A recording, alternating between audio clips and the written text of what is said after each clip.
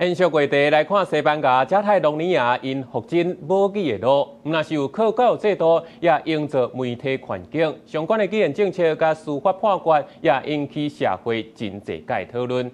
语言应该安怎来保存，安怎来使用，往往拢会受到政治政策影响。台语是安尼，因加泰隆尼亚的语言嘛是安尼。来看咱台语台伫咧西班牙的专题报道。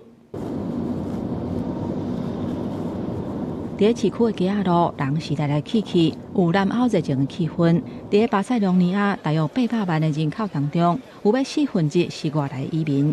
伫首都巴塞隆纳，用加泰语正做主要日常语言的人，比例已经降到差不多27%。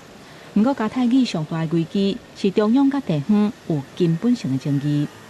L'estat espanyol i Espanya de que parlem català per molestar.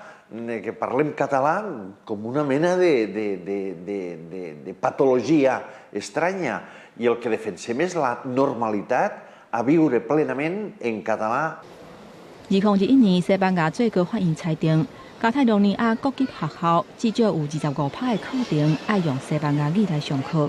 这项有争议的判决，互看作是中央甲地方伫语言政策冲突上界关键的所在，这嘛互语言议题更加政治化。 In Spain, but because you believe that your country's under threat, you know, and you want to defend it. So that would be the feeling. So and then the conversation is very difficult because it's a zero-sum game.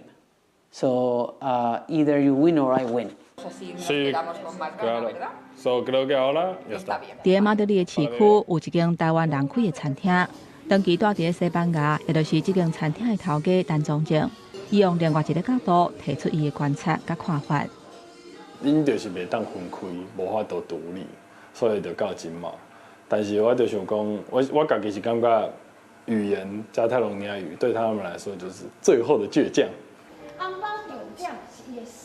甲囝头救转来台湾，咱的本土语言嘛捌长期受到限制。为了重新复振咱的母语，公共媒体透过做新闻甲节目，拍拼互母语会当重新返来公共空间。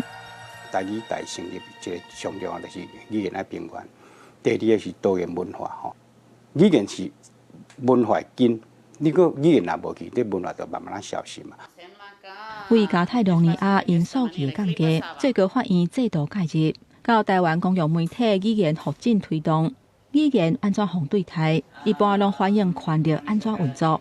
当母语互压迫或者是操作，受伤害的称在是规个世代。这款的错误，咱一定爱会记哩这个假事。记者易英忠，西班牙台北采访报道。